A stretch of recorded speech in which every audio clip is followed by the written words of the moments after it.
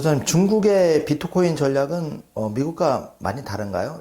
예전에는 중국이 뭐 엄청 비트코인으로 부자 된 사람도 있고 그런데 시진핑 정부 들어서면서 이걸 막았다는 얘기를 제가 들어서 도대체 어떻게 된 건지 미국과 어떤 차이점이 있는지 궁금합니다. 일단 그 비트코인을 바라보는 관점은 미국이나 중국이나 근본적으로는 똑같아요. 그러니까 비트코인을 보유해서 패권 싸움을 하겠다는 거거든요. 그러니까 그 기존에 있었던 금융 프레임과 화폐 프레임과 비트코인이라는 이 디지털 화폐, 그러니까 크립토가 물론 이제 다른 화폐들은 그렇지 않은 경우도 있어요. 발행량이 한정되어 있지 않은 경우도 있는데 일단 비트코인만 가지고 그럼 얘기를 할게요. 제가 말하는 비트코인은 비트코인으로 대변되는 암호화폐지만 이번만큼은 비트코인에만 한정된 얘기일 수도 있을 것 같아요. 그러니까 기존의 금융들, 그러니까 그 닉슨 쇼크 이후에 법정화폐, 피아트머니라고 하는 법정화폐로서의 화폐 제도에서 가장 근본적인 어떤 프레임이 뭐냐면은 발행권이 돈을 버는 거예요. 그러니까 기존에 있었던 법정화폐는 무한정 찍어내는 화폐이기 때문에 이 발행권을 누가 갖고 있느냐가 패권이에요. 그러니까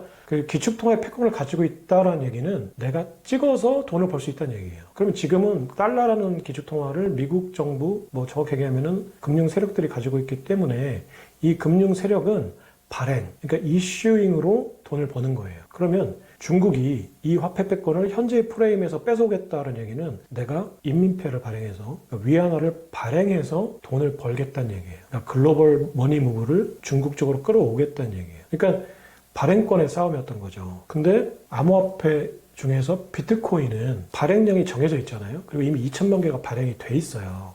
그러니까 발행량이 정해져 있다는 거는 앞으로 금융 세력이나 어떤 정부가 발행을 통해서 돈을 벌 수 없다는 얘기예요. 그러면 그 금융 세력이 이 화폐를 바라보는 관점이 완전히 달라져야겠죠. 그러니까 내가 발행을 해서 돈을 벌 수 없다? 근데 비트코인은 그러면 어떻게 돈을 버는 거냐라는 거죠. 그러면 발행권은 채굴자들이 가지고 있죠. 민간이 다 탈중앙화 되어 있잖아요. 물론 이것도 지금 이제 돈을 많이 가진 이제 기업들이 하기 때문에 서서히 중앙화되고 있지만 다행히 2천만 개는 탈중앙화되어 있는 상태에서 발행이 돼 있어요.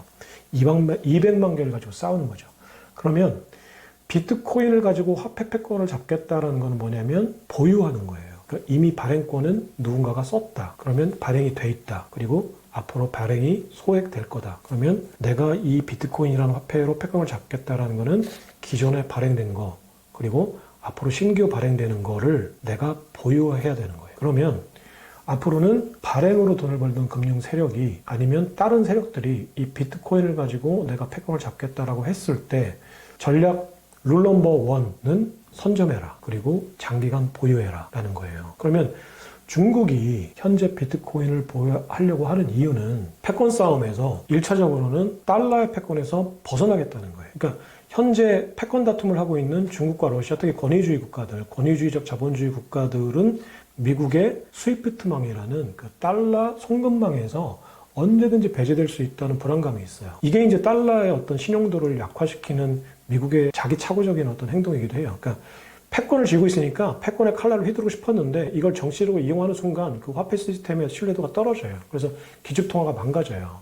근데 미국은 스위프트망에서 이란하고 베네수엘라하고 러시아라는 적성국들을 배제시켰어요. 그러니까 패권을 휘두른 거죠. 이 패권을 휘두르면서 이미 쌓아놨던 크레딧을 이제 많이 상실이 됐어요. 중국은 그걸 알기 때문에 더군다나 가장 첨예한 지금 패권 상대국이기 때문에 스위프트망이라는 어떤 불안감에서 벗어나겠다. 그러면 스위프트망을 대체할 수 있는 새로운 송금망, 그래서 디지털 위안화도 만들고 디지털 위안화의 어떤 기축자산으로서 금을 보유하고 있는 거거든요. 그러니까 미국 국채를 팔고 중국이 금을 보유하겠다는 것은 미국 국채라는 미국의 어떤 패권의 족쇄로부터 벗어나고 이 족쇄를 금이라는 기축자산으로 바꿔서 디지털 위안이라고 하는 새로운 송금 시스템의 어떤 보증금으로 쓰겠다는 거예요. 그러니까 이런 여러 가지 포석들이 있는데 비트코인이라는 거는 디지털 기축자산 중에 가장 유용한 거긴 한데 중국의 그러니까 공산당의 입장에서는, 그러니까 시진핑의 입장에서는 중국 공산당들이 이 권위주의 일당 독재 체제이기 때문에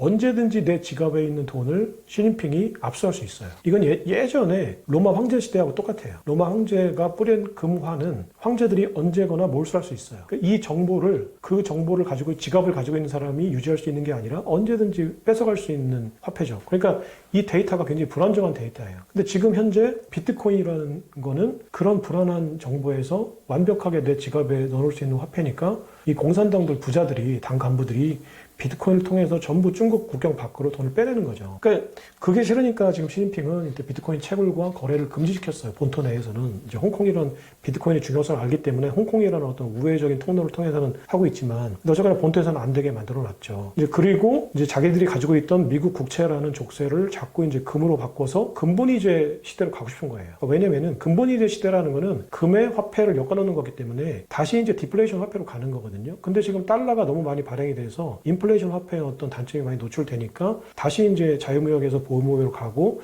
그러면 이제 다시 이제 그 자본주의 시대에서 제국주의적 자본주의 시대로 가고 이거는 무슨 얘기냐면 국경의 담벼락이 높아진다는 얘기거든요. 그러면 이거는 다시 이제 금본위제로 회귀할 수 있다는 얘기예요. 그럼 다시 중금주의, 중상주의 시대에는 금의 보유량이 많은 나라가 부자니까 일단 먼저 금을 선점해 놓는 거죠. 그리고 이거를 보증금으로 한 이제 디지털 위안화를 발행해서 그 자기네들하고 유리한 어떤 그 브릭스라는 어떤 통화 그 경제 동맹 그리고 이제 그 1대1로를 통해서 이제 구축해 놓은 자신들의 채권을 가지고 구축해 놓은 스리랑카, 파키스탄 이런 나라들 그 친중 국가들의 그 통화 결제 동맹 그 가장 중요한 거는 이제 석유 결제를 하기 위한 사우디아라비아나 오펙 국가들과의 어떤 그 달러를 벗어난 이제 디지털 위안화로 결제하는 송금망 이 세 가지 축에서 이제 결제 송금망을 구축하고 싶은 거예요.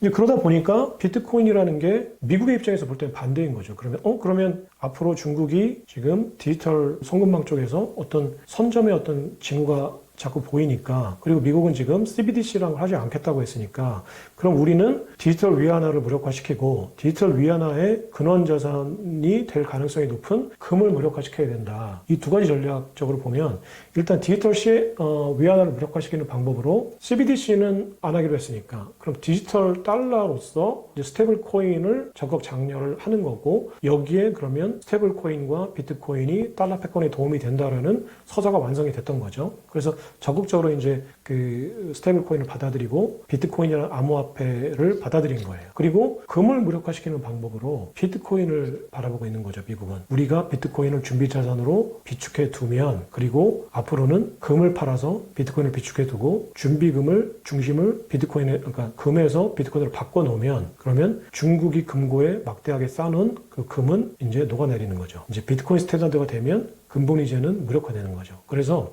디지털 금본위제, 또 비트코인 본위제를 미국은 먼저 만들어서 중국이 하려고 하는 두 가지 이 모략을 무력화시키겠다라는 관점에서 비트코인을 바라보고 있는 거예요. 한쪽은 달러 패권을 지키기 위해서, 한쪽은 달러 패권에서 벗어나고 2차적으로는 위안화의 패권을 만들기 위해서 비트코인을 바라보고 있는 건데 사실은 시선이 똑같은 거죠. 어떤 패권의 다툼의 입장에서 비트코인을 바라보고 있는 거죠. 네. 지금 이제 새 정부 출범을 앞두고 있는데 그 글로벌 시장에서 한국만 좀 이렇게 뒤처지는 느낌이 있는데요. 이럴 때 이제 한국은 2027년까지 비트코인에 대한 과세를 유예한 걸로 알고 있는데 개인의 비트코인 투자 전략은 어떻게 가져가야 될까요?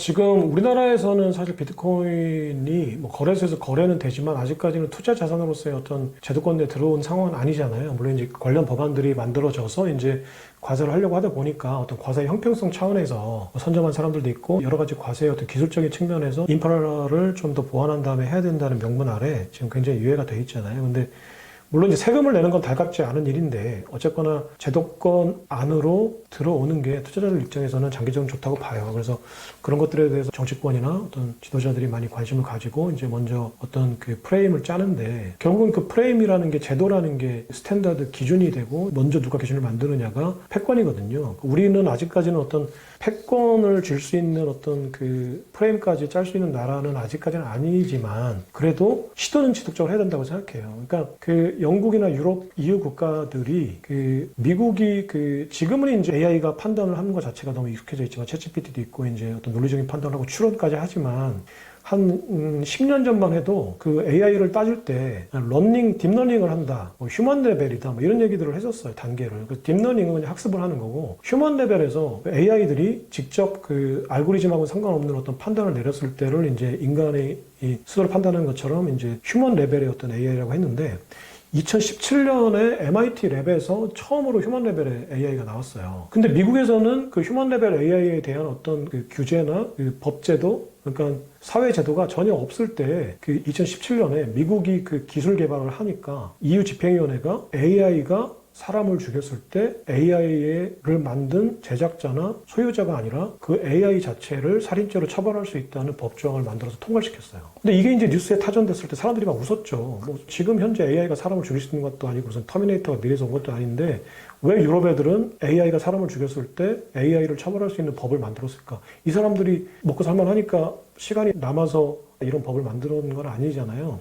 근데 그 EU 국가는 이런 사회적인 규제가 누가 만드느냐에 따라서 이제 표준이 되고 이 표준을 만든 국가가 전 세계에 그거와 관련된 패권을 잡을 수 있다는 거를 학습으로 알았던 거예요. 이미 오랫동안 전 세계에 어떤 기술적인 표준을 많이 만들었던 경험이 있기 때문에 이 사람들은 그래서 패권을 잡는 그 로직을 알고 있죠.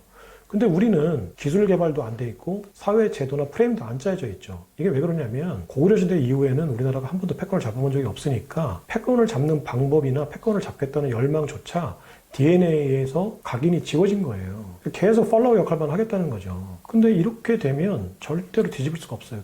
앞으로는 계속 기술 개발이 늦어지고 기술 격차가 훨씬 심해질 거고 지금 있는 격차는 아마 아무것도 아니라고 생각할 정도로 격차가 많이 벌어질 것 같아요. 지금 현재 챗 GPT의 발전 속도만 봐도 어제 쓸 때하고 오늘 쓸 때하고 그 답이 다르더라고요. 할 수 있는 그래픽의 그 기능도 다르고. 그러니까 제가 그 기술적인 거 이런 컴퓨터에 굉장히 문외한인데도 제가 느끼는 것도 어제랑 오늘이랑 다르다고 느껴져요. 그럼 이거를 그 개발하는 사람들이나 기술을 직접 하는 사람들은 정말 엄청난 차이가 날 거예요. 그러니까 제가 그냥 그 잘은 모르지만 그냥 느낌으로 촉으로 단언하면 우리가 지금 뭔가를 해보려고 하는 거는 이미 늦었어요. 그러니까 그 앞으로 굉장히 많이 벌어질 거고 지금 현재 우리가 죽어라고 하면 그 벌어지는 속도를 조금 좁힐 수는 있을 것 같은데 이미 늦었어요. 그래서 지금부터 하는 모든 노력은 제 생각에는 크게 의미가 없을 것 같아요. 그러니까 우리가 뭔가를 패권 잡고 이런 문제가 아니라 앞으로는 조금 덜 비참해지는 거를 기준으로 잡고 이제 하는 거죠. 근데 거기에 인재들이 달려들까요? 그러니까 내가 뭐 의대를 가서 돈을 벌 수 있는데 굳이 내가 공대에 가서 내가 그걸 해서 내가 뭔가를 돈을 벌어보겠다. 어떤 사회 의미 있는 일을 해보겠다. 제 생각에는 제 딸도 공대에 갔는데 가능하면 AI나 컴퓨터와 관련된 일을 하지 말라고 해요. 왜냐면 이미 정해졌어요, 패권이. 그리고 앞으로는 모든 것들이 네트워크로 연결되어 있기 때문에 이 로컬에서 뭔가를 한다는 게 별로 의미가 없는 것 같아요. 제가 잘 모르지만. 그래서 굳이 지금 샘 올트먼이나 일리아 슈츠케바나 무슨 힌터 교수나 이런 분들이 막 하고 있는 거를 내가 나서서 뭔가를 해보겠다 하지 마세요. 별로 좋은 비전은 아닌 것 같아요. 딴 일을 하세요, 차라리. 그럼 한마디로 요점 정리라면 예를 들어서 조금이라도 과외비 아껴서 비트코인을 자녀한테 사준다든지 차라리 어떤 큰 시대의 흐름을 앞서가는 기업에 투자를 하는 게 맞다 이렇게 이해해도 될까요? 그럼요. 그러니까 네. 제가 그 나름대로 말썽쟁이는 아니었어요. 학교 다닐 때 선생님 말을 잘 들은 건 아닌데, 그러니까 엄마가 시키는 대로 열심히 하고 선생님들이 시키는 대로 열심히 하고 이제 모범생 같이 살았던 것 같아요. 그러니까 말썽쟁이가 아니었다기보다는 굳이 말썽을 피우고 싶은 어떤 스스로에 대한 어떤 비전이나 이런 걸 갖고 있지 않았던 것 같아요. 아무 생각 없이 그냥 학교 가면 학교 가고 공부 열심히 하라니까 하다 보니까 또 나쁘지 않은 성적이 나오고 그러다 보니까 대학을 가게 되고 그러다 보니까 취직하게 되고 이랬던 것 같아요. 근데 그것도 나름대로는 어쨌거나 학교 다니면서 이제 공부는 게을리하지 않았으니까 많은 걸 배웠는데 제가 지금 단언컨대 지금 학교에서 열심히 공부하고 있는 학생들에게 저보다 후배인 아니면 자녀 다음 세대인 분들한테 하고 싶은 거 학교에서 공부하는 거 그 수학 빼고 모든 과목이 사회에 나와서 단 1도 소용이 없어요. 다 거짓말이라고 생각하시면 돼요. 그 중에 가장 큰 거짓말이 뭐였냐면 노동은 신성하다. 열심히 저축해라 라는 거였어요. 노동이 신성하지 않다는 얘기가 아니라 노동이 누구에게 신성한 건가 한번 고민을 해보셔야 돼요. 그러니까 많은 분들이 노동을 해서 돈을 벌잖아요. 근데 노동한 만큼 돈을 절대 못 벌어요. 어떤 시대든 어떤 나라든. 왜냐면은 그 모든 사회 시스템은 기득권들이 짜기 때문에 본인에게 유리한 쪽으로 프레임을 짜요. 본인에게 유리한 쪽으로 프레임을 짰다는 얘기는 그 밖에 있는 사람들은 어떤 식으로든지 간에 뜯기고 있다는 거예요. 착취를 당하고 있다는 거죠. 대표적인 게 노동이에요. 그러니까 왜 노동이 신성하다고 했을까, 기득권이 교육으로. 그러니까 노동이 신성하다는 말이 가장 대표적으로 어디 써 있는지 아세요? 혹시 노동이 신성하다는 말이 어디서 보셨어요? 못 본 것 같아요. 그냥 어디서 들은 네. 아우슈비츠 수용소에 노동이 너희를 자유롭게 하리라라고 써 있어요. 이거 충격적인데요.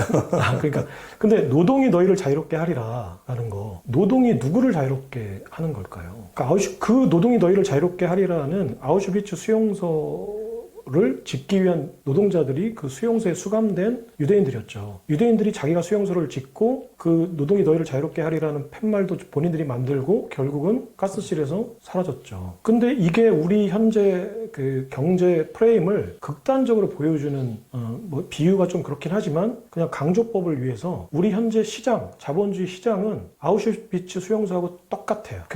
딱 우리의 머릿속에 노동이 우리를 자유롭게 하리라라는 어떤 간판을 각인하고 열심히 회사에 가서 일하죠. 10시간을 일하고 100시간을 일하고 지금 52시간 근무제 때문에 52시간 근무를 안 한다고 하지만 다 합니다. 그 이상 야근하고 야근비 다 못 받죠. 100%.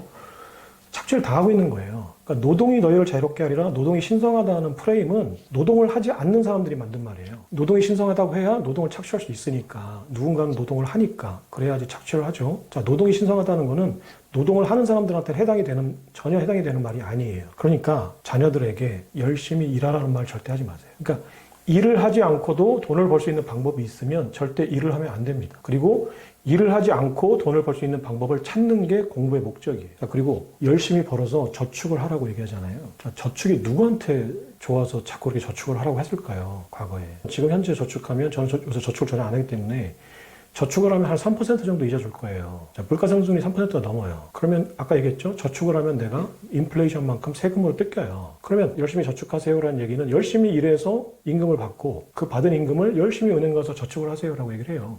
그러면 내가 열심히 일해서 착취를 당하고 그나마 착취를 당하고 돈을 받았는데 그 돈을 은행에 예금하면 인플레이션으로 계속 세금을 내요. 그러면 누군가는 그 돈을 아주 싼 값에 빌려다가 자본 축적을 해서 사업을 하겠죠. 그래서 기업을 만들고 운영하고 이제 금융사를 운영해서 금융소득을 얻고 자본소득을 얻겠죠. 노동이 신성하고 저축이 필요한 거는 노동을 하고 저축을 하는 사람들이 아니고 노동을 착취하고 그 저축한 돈을 가지고 불로소득을 얻는 사람들이죠. 그 사람들이 프레임을 짤 때는 노동은 신성하다고 하고 저축은 필요하다고 하죠. 노동을 하고 저축을 하는 사람들한테는 전혀 필요 없는 행위예요. 그러니까 가장 중요한 거는 그렇지만 그러니까 지금 현재 많은 학생들이 이제 뭐 공부를 좀 하는 애들은 아르바이트를 과외를 할 거고 아니면 맥도날드 가가지고 1시간에 10,000원 받고 노동을 할 거예요. 물론 불가피한 경우도 있겠죠. 저도 그랬고 저 아르바이트 안 하면 학비를 벌 수가 없어요. 그런 분들은 최소 시간 내가 학비를 벌 수 있고 최저 상대비를 벌 수 있는 만큼만 하세요. 그 이상 절대 하지 마세요. 그리고 그 시간에 만약에 학생이면 맥도날드 햄버거 집에서 아르바이트 하지 마시고 공부를 하세요. 그리고 공부를 하면서 아버지나 어머니가 조금 여유가 있다면 아버지한테 가서 딜을 하세요. 아빠, 내가 아르바이트 한 달에 2개에서 70만 원 버는데 70만 원 앞으로 안 벌 거니까 아빠가 1년간 그거 800만 원 빌려줘. 그럼 내가 그 시간을 공부해서 내 임금을 높일게. 그리고 내 임금 높이면 내 임금 높아진 만큼 나눠줄게. 절대 나눠주지는 않을 거야. 나중에 자식이 아빠한테 돈을 받은 다음에. 근데 아빠는 그 얘기를 듣고 생각을 해보겠죠. 저 새끼가 지금 한 달에 70만 원 버는데 그러면 걔가 아르바이트 안 하면 내가 번 돈에서 70만 원을 줘야겠죠. 그거 1년간 따지면 1,000만 원이거든요. 내 자식이 정말로 잘 되길 바라고 행복을 바란다면 1,000만 원을 그냥 주세요. 그리고 아르바이트 하지 말고 절대 맥도날드나 카페 가가지고 아르바이트 하지 말라고 하고 과외하지 말라고 하고 공부를 하라고 하세요. 근데 공부를 하는 거는 모니터링을 해야겠죠. 실제 공부하는지 아니면 그 시간에 어디 가서 술 먹고 있는지. 술 먹지 않고 진짜 공부를 하는 거라면 그 시간을 투자해서 내 임금을 높이는 거거든요. 그리고 가능하면 공부 열심히 해서 내가 노동을 하지 않고 돈 벌 수 있는 방법을 찾으세요. 만약에 내가 그걸 못 찾았다 그러면 내 남은 평생 동안 나는 누군가에게 내 노동력을 착취당하는 거예요. 자, 지금 안 그럴 것 같지만 옛날에 뭐 미싱을 돌리고 뭐 전태일 열사가 죽고 하면서 이제 그런 시대가 다 된 것 같지만 누군가는 계속 아직까지 우리 화폐, 원화 화폐나 달러 화폐는 내 노동의 데이터를 100%못 담아요. 그럼 누군가한테는 세금으로 뜯기고 인플레이션으로 뜯기고 또 어떤 방법으로 뜯기고 강남 아파트가 올라간다는 거는 내가 덜 올라가는 게 아니에요. 그 분당에 있고 상계동에 사시는 분들은 내 아파트는 10억 올랐는데 강남이 100억 올랐다.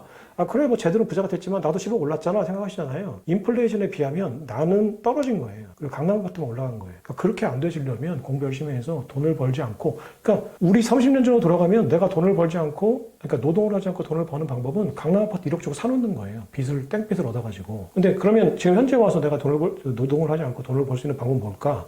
만약에 그걸 화폐 시스템에서 찾는다면 아까 얘기했듯이 인플레이션이 있는 화폐에서는 인플레이션에 배팅하는 거거든요. 그러면 빨리 대출을 받아서 아까 인플레이션이 이득이 되는 자산으로 바꿔놓는 거죠. 근데 앞으로는 이게 거꾸로 될 거예요. 만약에 달러에서 비트코인이 만약에 기축통화된다. 그러면 인플레이션이 시장에 없으니까 자산으로 바꿔놓으면 대신에 화폐 가치가 높아지니까 화폐를 많이 갖고 있는 사람이 돈을 벌 거예요. 그러면 정말 그렇게 된다 그러면 비트코인을 많이 보유하고 있는 사람이 돈을 벌죠. 그러니까 이 화폐 시스템을 공부하고 경제를 공부하는 얘기는 내가 앞으로 공부를 안 하고 노동을 안 하고 돈을 벌 수 있는 방법을 찾으라는 하라는 얘기예요. 그냥 앉아가지고 뭐 수학 문제 풀고 물리 문제 풀고 경제 원로 공부하고 그러는 게 아니라 내가 가능하면 노동을 덜 하고 아니면 아예 안 하고 돈을 벌어서 경제적 자유를 얻는 방법을 찾으라는 얘기예요. 그럼 그렇게 찾을 수 있는 방법은 젊었을 때 찾아야지. 내가 그 시간을 카페 가서 내 이 소중한 시간을 10,000원 주고 바꾸고 20,000원 주고 바꾸고 과외해서 30만 원, 70만 원 많은 것 같지만 나중에 돌이켜서 생각하면 그 돈이 기억 속에도 남지 않아요. 내 계좌에도 남지 않고 아무도 남지 않아요. 단지 그냥 부모님을 조금 편하게 해드린 건데 부모님 고생하시는 김에 조금 더 고생해서 1,000만 원 달라고 하세요.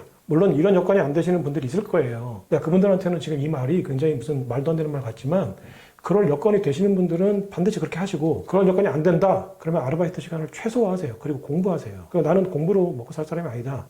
운동을 하건 컨텐츠를 만들건 뭔가 개발을 하세요. 그러니까 젊었을 때는 그러니까 돈이 소중한데 돈이 없고 시간이 많죠. 나이가 들고 보니까 돈은 있는데 시간이 얼마 남지 않았어요. 그러면 이거를 딜을 하셔야 돼요. 돈이 있고 시간이 없는 부모님한테 돈을 달라고 하세요. 그리고 지금 자기 시간을 아끼세요. 정말 좋은 말씀인 것 같고 공감이 깊이 되고 그래서 그 블랙록의 레디 핑크 회장 그리고 최소한 자기 자산의 100%라고 했을 때 2% 정도는 비트코인을 담아야 된다. 이게 자기들 영업도 있지만 저자님 말씀을 들어보면 앞으로 비트코인이 유망해진다면 여기에 좀 전략적으로 생각을 해야 되지 않을까 이런 생각이 듭니다. 네. 그러니까 지금 이제 블랙록이 우리가 그냥 뉴스에서 많이 나오니까 어떤 회사인지 사람들이 실감을 잘 못하실 텐데 블랙록이 운영하는 자산 규모가 우리나라 예산의 20년 예산을 가지고 운영을 해요. 물론 이제 그 자산 운용사기 때문에 자기 돈은 아니죠. 하지만 그 돈을 내가 움직이는 이제 힘을 가지고 있어요. 근데 이 돈을 움직이는 사람들이 그동안은 달러의 어떤 그 불확실성, 그 변동성 이걸 가지고 먹고 살았는데 이 사람들이 갑자기 비트코인을 지금 현재 2% 이게 이제 이런 국부펀드들한테 한 얘기예요. 그러니까 그 국부펀드나 블랙록의 입장에서 2%라는 거는 어마어마해요. 10조 달러 중에 2%면은 얼마인가요?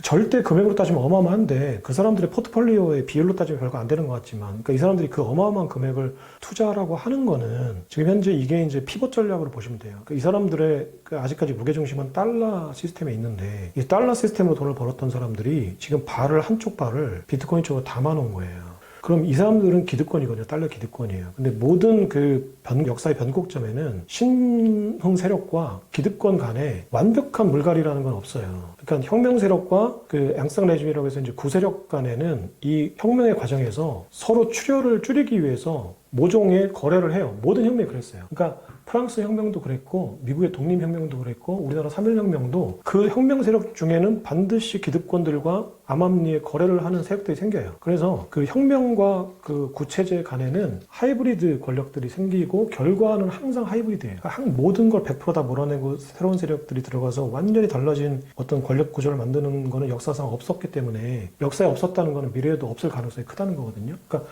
완벽히 달러 체제가 무너지고 암호화폐 체제가 되거나 완벽히 달러 체제가 100% 유지가 되거나 이러진 않을 거예요. 어떤 현실들이 간에 혼합이 돼서 갈 거예요. 이 사람들이 지금 이 혼합의 작업을 개시를 한 거죠. 그러니까 이거는 자기들이 기득권을 잡겠다라고 나선 거예요. 그러면 누가 더 유리할까? 그러니까 내가 혁명을 하겠다고 나선 사람들은 힘이 없고 기득권을 지키겠다고 하는 사람들은 힘이 있어요. 그러면 이 사람들이 어떤 로직을 읽고 프레임을 파악하고 내가 여기서 어떤 기득권을 잡는 데 유리한 방향으로 이 판을 바꾸겠다고 하면은 지금 비트코인의 이 혁명도 사실은 월가들이 유리한 방향으로 집권해야 될 가능성이 굉장히 커요. 그래서 비트코인에 투자할 시간은 이 사람들이 완벽하게 하이브리드 권력 구조를 만들기 전이에요, 개인들은. 그러니까 그 시간이 얼마 안 남은 거죠. 그럼 지금 저자님께서 미국 정부를 뒤에서 움직이는 세력이 있는지 책에 보면은 월가, 피터 틸, 머스크 이런 얘기가 나오는데 지금 큰 틀에서 그 흐름에 이런 역학관계가 좀 어떻게 되는지 궁금합니다.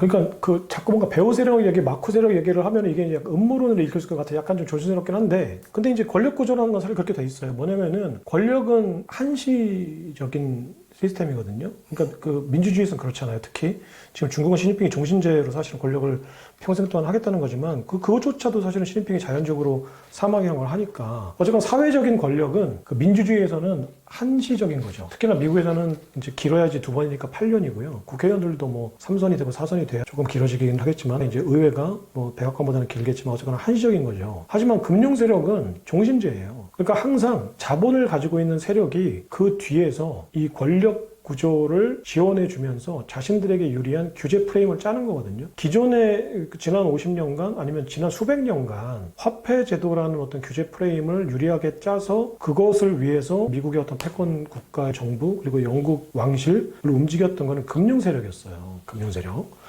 근데 금융 세력이라는 거는 앞으로도 금융 세력이 돈줄을 쥐고 있기 때문에 어떤 권력들의 마크 조종자 역할을 할 거예요. 근데 금융 세력 자체의 어떤 속성이 바뀔 것 같다는 생각이 드는 거예요. 무슨 얘기냐면 금융 세력들이라고 간단히 얘기하면 지금 현재 예전에 이제 런던에서 넘어온 월가죠. 런던에 있었던 이제 로스차일드였고 그 로스차일드가 넘어와서 JP 모건과 이제 그 여타 이제 그 관계사들을 만들면서 지금 월가를 지배하고 있잖아요.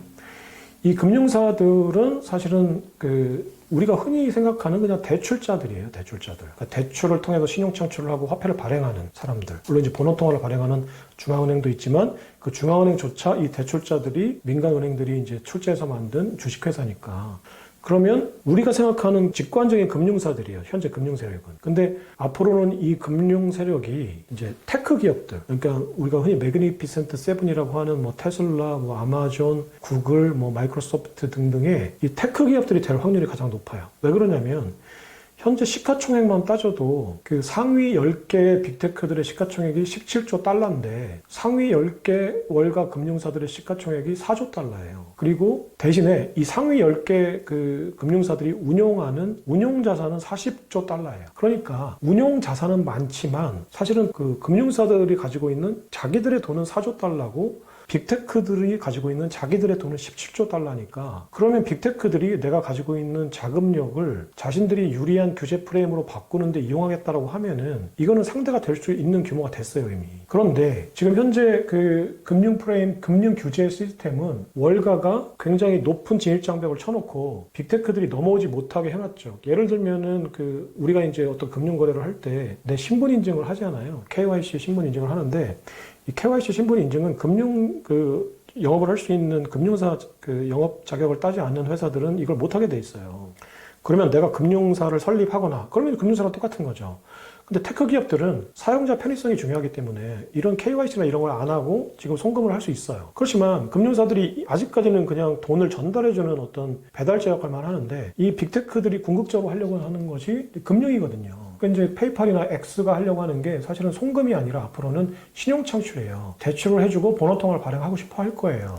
근데 아직까지는 지금 월가의 규제 프레임 때문에 안 되죠. 그래서 피터 틸이나 일론 머스크가 왜 백악관으로 달려갔을까? 이 사람들은 캘리포니아에서 오픈카를 타고 17마일즈를 달리면서 스시 먹으며 자유를 누리는 사람들인데 정치에 무관심했던 사람들인데 왜 갑자기 백악관으로 달려가서 우리가 정치를 하겠다고 할까? 정치를 하지 않으면 규제 프레임을 바꿀 수가 없는 거죠. 근데 이 사람들은 규제 프레임을 바꾸고 싶은 거예요. 근데 과거에 있었던 마이크로소프트 빌 게이츠 회장 다른 사람들도 이 규제 프레임을 바꾸고 싶었어요. 하지만 그때만 해도 월가의 세력이 워낙 세고 캘리포니아의 세력들이 워낙 약하니까 정치적인 인맥도 없었고 약하니까 상대가 안 됐어요. 그래서 빌 게이츠나 누구였죠? 마크 저커버그는 한 번 도모를 했었어요. 사실은 금융사를 만들기 위해서 그리고 이제 신용 창출을 하는 기술적인 플랫폼을 만들기 위해서 시도를 했어요. 리브라가 대표적이죠. 마크 저커버그 페이스북에 했었던 리브라가 대표적인데 이 규제 프레임과 그리고 금융사들이 배후 조종하는 민주당 정권, 바이든 정권, 그 전에 이제 클린턴 정권들이 막았죠. 그리고 엄청난 세무조사를 하고 이제 메시지를 준 거예요. 니네가 월가의 영역을 침범하는 순간 죽는 거다. 그래서 마크 저커버그도 고개를 바짝 숙이고 체제 수능을 했죠. 빌 게이츠도 굉장히 강력한 IT 그루였지만 체제 수능을 했어요. 그러니까 체제 수능적인 굉장히 착한 모범적인 빅테크 천재들이 있었고요. 하지만 피터 틸하고 일론 머스크는 다른 사람들이에요. 그러니까 피터 틸하고 일론 머스크는 대표적인 아웃사이더들이었죠. 학교 다닐 때부터. 그리고 이 사람들은 철학적인 신념을 가지고 있는 사람들이에요. 피터 틸은 철학과를 나왔어요. 그러니까 내 생각이 어떤 도전에 의해서 쉽게 바뀌지 않는 생각의 토대를 가지고 있는 사람들이에요. 피터 틸이라는 사람이 생각하는 거는 결국은 기술이라는 게 체제를 지키는 수단이라고 생각하는 사람이거든요. 이게 왜 이런 생각을 했을까요? 자기가 캘리포니아 스탠포드 대학을 다니면서 가만히 보니까 자유주의를 외치는 애들이 한다는 짓거리가 눈꼴신 거예요. 저는 피터 틸의 사상에 동조한다는 게 아니라 지금 피터 틸의 생각을 그냥 전달해 드리는 거예요. 제가 무슨 이데올로기를 가지고 있다는 게 아니라 그러니까 보수적인 이데올로기를 갖게 되는 거죠. 스탠퍼드 다니는 자유주의 애들이 맨날 한다는 짓이 마약 먹고 어디서 해롱거리고 자유를 외치는데 그 자유라는 게 사실은 내 맘대로 그냥 레딧비인 거지 뭔가 사회에 도움이 되는 걸 하지 않으니까 결국은 우리의 인재들의 두뇌 그리고 인재들의 기술, 인재들의 학습은 민주주의라는 어떤 체제를 지키기 위한 수단이 돼야 된다라고 생각했던 사람들이에요. 이 사람들이 나가서 직접 정치를 했던 건 아니죠. 피터 틸도 뒤에서 이제 정치 자금을 대주고 제이디 벤스라는 부통령을 만들어서 이제 트럼프와 연결고리를 확실하게 해두고 지금 트럼프의 뒤에서 자신들이 이제 빅테크들이 금융 패권과 그리고 군수산업 패권을 이제 AI나 그 드론은 궁극적으로 그 군사력으로 가는 소프트웨어와 하드웨어니까 그럼 결국 군수산업을 하겠다는 건데 자기들이 눈에 뻔히 보여요. 우리가 앞으로 계속 사업을 하려면 화폐 시스템을 만들어야 되고 새로 만들어야 되고 그리고 군수 산업을 해야 된다. 결국은 AI와 휴머노이드는 궁극적으로는 이게 결국 무기니까. 그러면 그 미국이라는 자유주의, 민주주의적 자본주의 체제를 지키기 위해서 우리가 나서야 된다. 그럼 결국 행동해야 된다. 그럼 결국 워싱턴에 가야 된다. 결국 정치를 해야 된다. 정치를 한다는 얘기는 결국은 기존의 규제 프레임을 바꿔야 된다는 거거든요. 그래서 현재 지금 빅테크들이 하려고 하는 이 비전, 이거는 필연적으로 기존의 화폐 패권과 군수산업은 로키드 마틴, 보잉은 전부 다 월가가 다 수십 %씩 지분을 가지고 있는 월가의 산업이에요. 결국은 금융, 군수산업, 이거는 미국의 패권이고 이 미국의 패권을 배후 조정했던 월가가 지금 현재 실리콘밸리에 있는 빅테크들, 앞으로는 이제 실리콘밸리가 민주당 덕 빠지니까 텍사스로 옮길 거예요. 지금 많은 빅테크들이, 우파 빅테크들이. 그러면 텍사스 앞으로 빅테크들이 하려고 하는 거는 미국의 민주주의라는 프레임을 다시 짜는 그 프레임 메이커가 되겠다는 거예요. 그거는 화폐 시스템 금융이고 그리고 AI와 드론을 기본으로 한 무기인 거죠. 그럼 앞으로는 그 F-35, 로켓 마틴의 F-35가 아니라 드론이 그리고 그 스위프트망을 통한 달러가 아니라 그 블록체인 네트워크에서 유통되는 비트코인이 패권이 되는 거죠. 그러면 이들이 이제 패권의 막고 조정자가 되는 거고 완전히 다른 프레임으로 가는 거죠. 정말 그 흥미진진한데요. 어마어마한 거대 스토리가 지금 전해지는 것 같습니다. 지금 머스크의 그 비트코인, 도지코인 투자 전략과 6월 텍사스 오스틴 FSD 자율주행을 앞두고 있는데 한국에도 이제 서학개미들이 많기 때문에 여기에 대해서 이제 그 저자의 관점이 궁금합니다. 아까 말씀드렸듯이 그 일론 머스크는 그 AI와 그리고 그거를 어떤 채널로 해서 전 세계의 에너지의 밸류체인을 이제 다시 짜고 그 에너지 밸류체인의 독점적인 사업자가 되겠다라는 인물이거든요. 그러니까 굉장히 급격하게 지금 발전을 하고 있지만 사실은 그 일론 머스크가 그리고 있는 그 비전으로 따지면은 지금 현재 첫 계단 정도에 와 있다고 생각해요. 아까 얘기했듯이 이제 규제 프레임이 가장 큰 문제인데 그러면 그 규제 프레임조차도 현재 기득권들이 짜놓은 프레임이에요. 그러니까 일단 그 가장 대표적인 게 안전성이잖아요. 그 일단 자율주행차가 지금 미국의 도로를 기술적으로 달릴 수 있는데 사실은 이게 사람이라는 게 익숙한 거는 옳다고 받아들이니까 그렇지만 제가 경험해 봐도 저희 아버지가 이제 86세까지 운전을 하셨는데 86세 노인이 운전대를 잡는 거는 지금 초기 단계의 자율주행차가 막 돌아다니는 것보다 훨씬 위험해요. 실제로 그렇거든요. 근데 86세 노인이 운전을 하는 거는 전혀 규제하는 대상이 없어요. 물론 검사도 여러 번 하고 그 나이에 따라서 운전 자격 검사를 하긴 하지만 형식적이에요. 내가 가서 정신 똑바로 차리고 한번 운전을 하면 누구나 다 통과할 수 있어요. 근데 왜 지금 현재 기술적으로 어떤 랩에서 만약에 어떤 그 내가 시연을 하겠다고 테슬라가 맨날 이제 그 IR 때 그 로보택시도 지금 시연을 해줬잖아요. 예. 물론 이제 그 뒤에서 어떤 조작들을 했는지 여러 가지 얘기가 나오지만 어쨌거나 기술적으로 검증 가능한 어떤 모니터링 단체를 만들어서 가서 검증을 하면 지금도 충분히 거리를 달릴 수 있을 거예요. 그러니까 86세 노인이 도로를 달릴 수 있다라는 프레임이 있다면 지금 현재 테슬라의 자동차가 지금 막 다녀도 돼요. 훨씬 더 안전해요. 그런데 못하게 하잖아요. 그게 결국은 그 규제 프레임을 아마 못 믿으실 수도 있는데 결국은 다 기득권의 월가가 만들어 놓은 거예요. 그 규제 프레임이.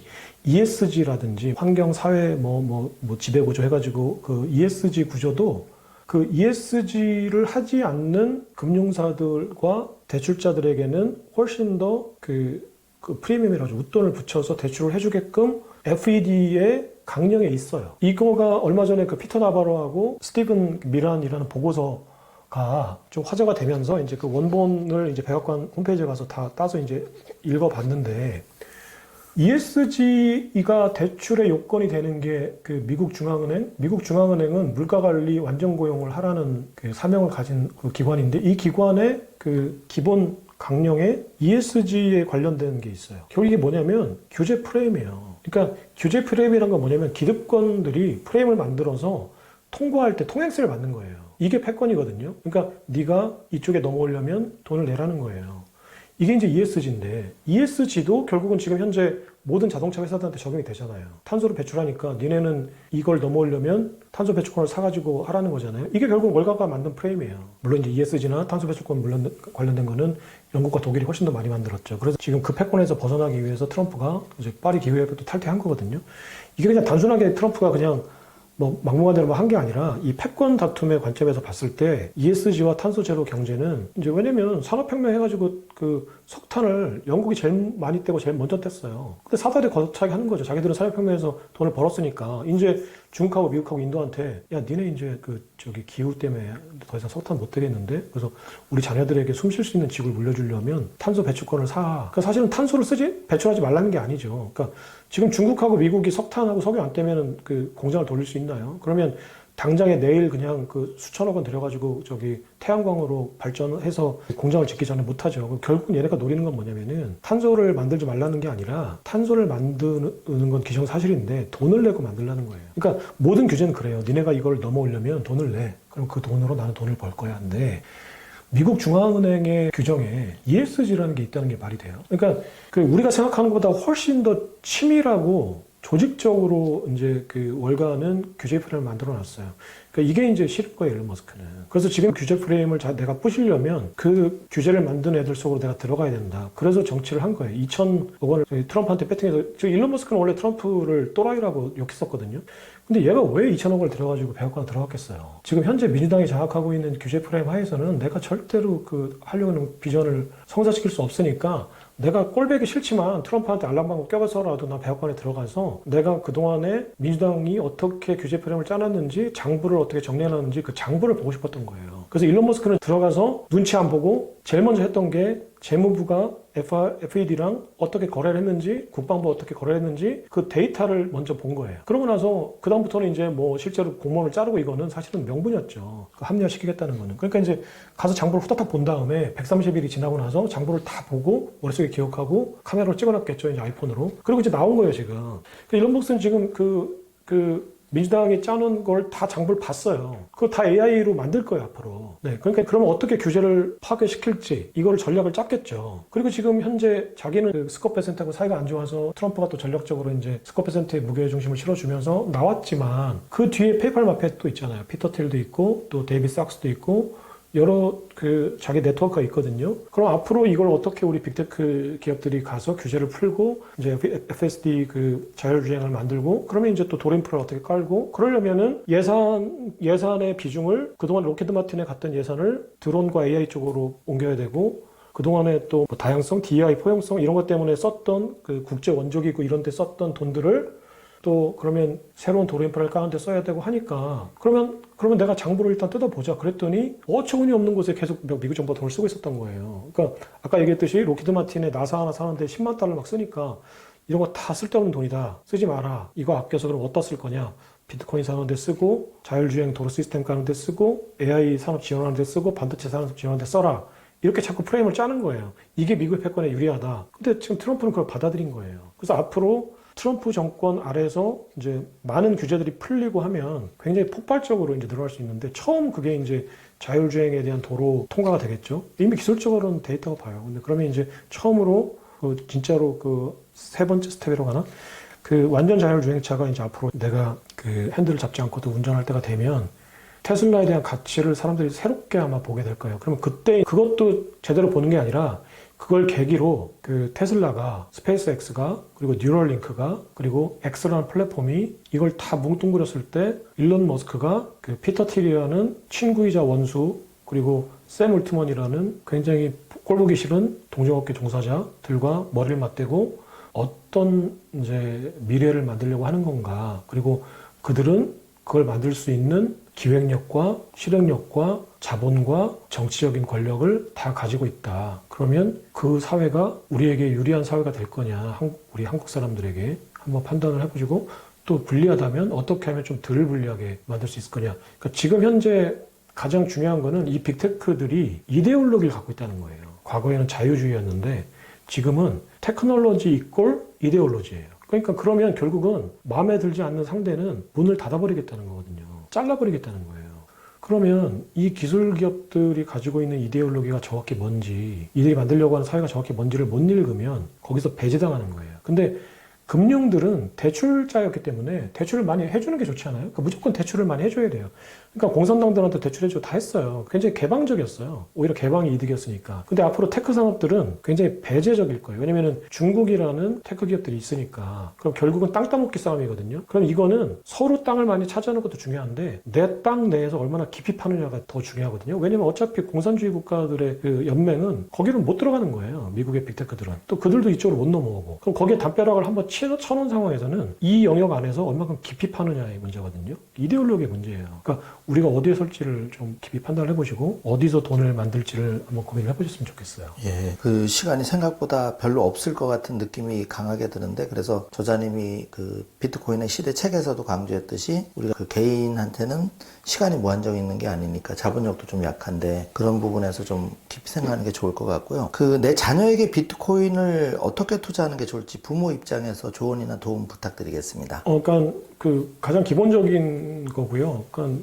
자녀가 됐든 아니면 내 스스로가 됐든 모든 비트코인에 대한 투자자는 먼저 들어가서 오래 갖고 있는 게 제일 중요해요. 그러니까 자산가 분들이나 비트코인을 가지고 자녀들에게 뭔가 어떤 재테크적인 관점에서 어떤 그 이익을 주고 싶은 분들은 하루라도 빨리 업비트 계좌를 만들어서 비트코인을 빨리 보유하게끔 하는 게 제일 좋을 것 같아요. 그러니까 내가 비트코인으로 돈을 벌어서 증여나 상속을 하는 것보다 지금 현재 자녀의 계좌로 비트코인을 만들어주고 뭐 자녀가 가지고 있는 돈으로 직접 이제 투자를 하게끔 하거나 일정 시드머니를 주고 그거를 불리는 과정을 공부하게끔 하는 거. 그러면 이제 그게 불어나면 이제 그 공부에 대한 대가니까 이제 본인의 자산이 되는 거고 증여나 상속 문제도 해소가 되겠죠. 그래서 가장 먼저 이제 선점을 하고 장기간 보유해라. 일단 그런 원칙을 세우고 계좌를 만들어 주시고요. 그러고 나서 기본적인 어떤 거시경제 공부와 그리고 비트코인이나 암호화폐 그리고 그것들이 왜 필요한지 그리고 왜 어떤 미래를 만들 수 있는 건지를 계속 학습을 시켜주는 게 이제 중요한 문제라고 생각합니다.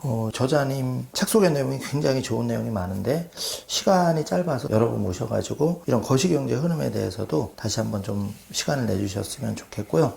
그 미국의 연준의 탄생 배경과 미국의 기축통화 시스템 그리고 나아가서 국가부채가 해결이 가능한지 간단하게 말씀해 주시면 되겠습니다. 네네. 그 미국 중앙은행 이름이 그 페더럴 리저브 시스템이잖아요. 그러니까 그 연방 준비 제도예요. 그러니까 이거 굉장히 이름이 좀 웃기잖아요. 그러니까 은행인데 뱅크라고 안 하고 페더럴 뱅크라고도 안 하고 뭐 센트럴 뱅크도 아니고 페더럴 리저브 시스템이에요. 그러니까 이 이름 자체가 연방인 거예요. 그러니까 그 1929년에 이제 블랙 먼데이 때 이제 대공황이 나기 전에 미국 이제 모든 자본주의 시스템에서는 그 유동성이 풀렸다 이제 쪼이는 과정에서 공급량은 늘어나는데 화폐 유동성이 줄어드는 위기가 발생해요. 이게 결국은 그 화폐의 양적 완화와 그 당시에 양적 완화라는 개념은 없었는데 어쨌거나 발행을 통해서 이제 화폐량을 늘리는 거죠. 그러니까 유동성이 폭증했다가 다시 유동성을 줄이는 과정에서는 필연적으로 수요 감소에 의해서 이제 유동성이 늘어났을 때 공장들이 지어지고 생산성이 급격하게 늘어나는데 이 주기가 불일치하는 거예요. 그러니까 돈이 많이 풀려서 공장을 짓고 연구를 통해서 이제 기술을 발전시켜서 생산성을 폭증하는데 나중에 이 유동성의 인플레이션 문제로 유동성을 줄일 때는 살 사람들이 줄어들기 때문에 반드시 수급의 불일치로 대공황이라는 게 발생하거든요. 이게 글로벌 단위로 발생하면 대공황인 거죠.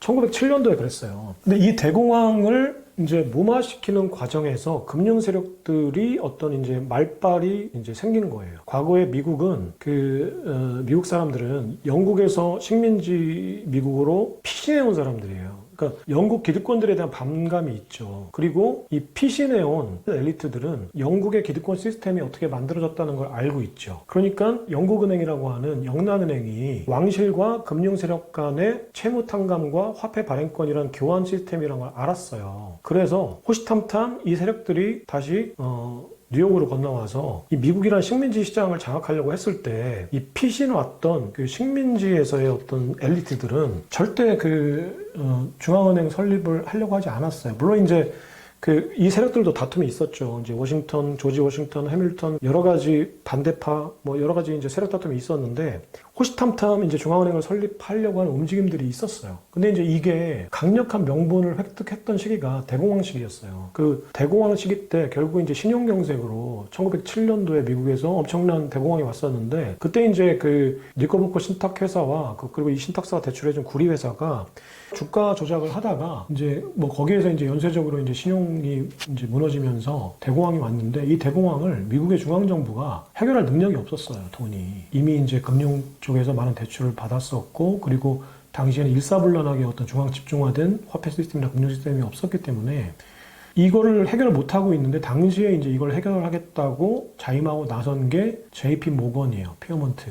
그러니까 JP 모건이 내가 금융공황을 해결해 줄게 하고 재무부 장관에게 와서 이제 쐐기를 박은 다음에 월가 금융사들을 다 긁어 모아서 우리가 구제 금융을 하자. 그래서 그 구리회사 니커보커 신탁사를 살리고 이제 금융공황을 해결을 했어요.